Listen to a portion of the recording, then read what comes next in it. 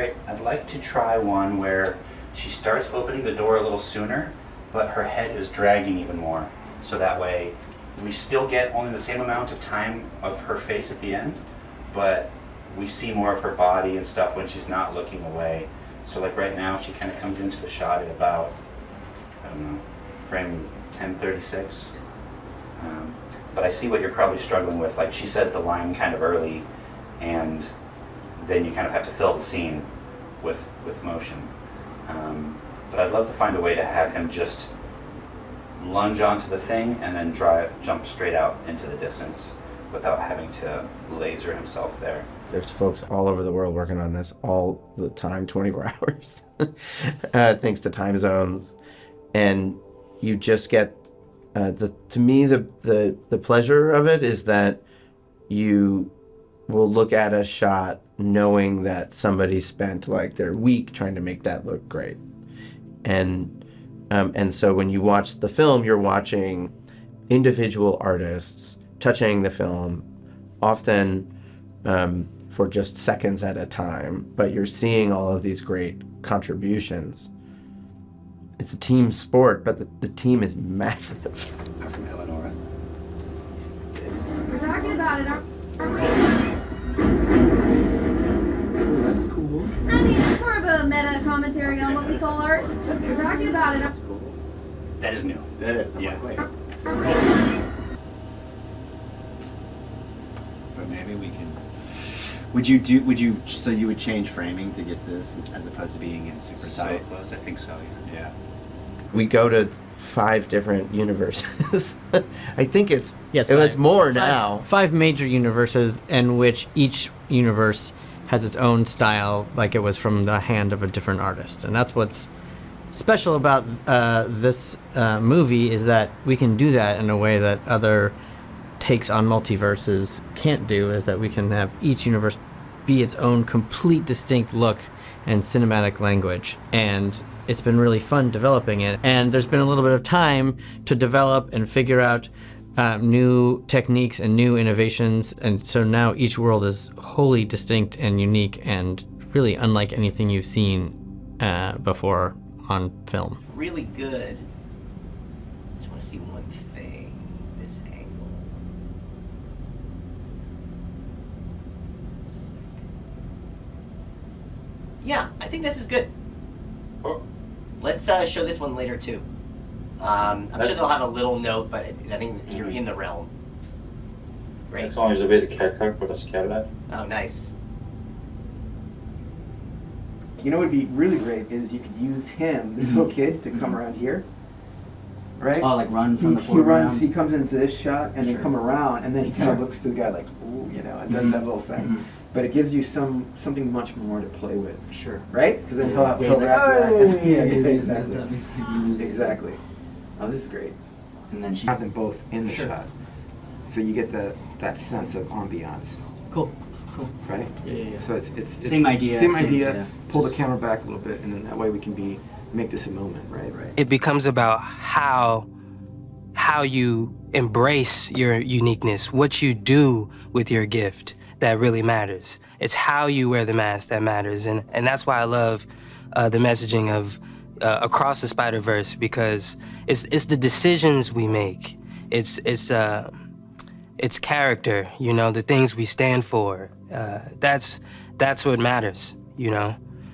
That's what matters. One thing I loved so much about the first film was that it was very simply about the fact that everyone can indeed wear the mask. And this time around, we explore that is very much still the case, and we see that by opening up that world and opening up that idea to so many different people and cultures. And while that still remains true, it's become more about this idea of, if there are rules and they don't necessarily apply to you, you can write your own story. And we see Miles do that, we see Gwen do that, we see everyone do that, and of course in their own way, right? So it's an expansion of that idea. Obliterated, Right. by that lighting. So, because right now it's like hard to, it's hard to really tell where she actually is. And then there's like the really bright core needs to stay there so that I don't have the right colors, but the idea being that she's like really strongly lit on one side, like one side is like shadowed, right?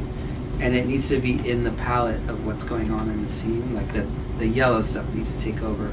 And then she's got like really strong, heavy light on the other side, you know, that she's like trying to shield. I think go back to, I think there's something really pretty about just allowing, you know, I think that was the intent, was to like stop being, by this point in the film, things stop trying to be too literal and it just becomes this emotional, like, palette for these moments of heightened drama. We asked ourselves, what's the most expensive thing we could possibly write? I think that there is a value in excess, and especially in these sorts of movies, it just has to feel like it too much. Like if it just felt like he was being chased by a reasonable number of people, I don't know if it would be any fun. Miles versus 5 spider people. It's not that fun. We wanted it to feel super excessive. I mean, it's, you know, the natural end of the concept of, you know, an infinite number of universes and an infinite number of spider people, and, you know, and a select bunch of those congregating in one place that Miles at first wants to be a part of and then realizes he can't be a part of and then wants to escape from, is to have it be Miles versus hundreds of spider people. And it was a really fun idea, really hard to execute. Yeah, puts a lot of pressure on the animation team. There's lots of opportunities in there too, and you know, when you watch the movie you go, oh, it feels like they had a lot of fun. So there are many, many different worlds we get to travel to within this film, and yeah, it's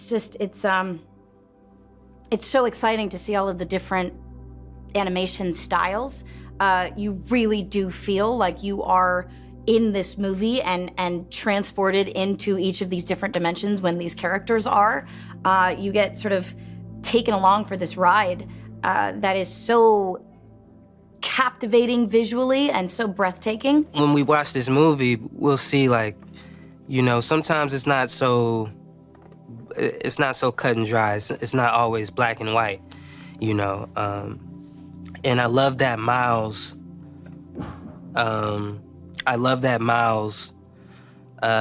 Doesn't care if you're colorblind or not, you know. I love that Miles is gonna embrace exactly.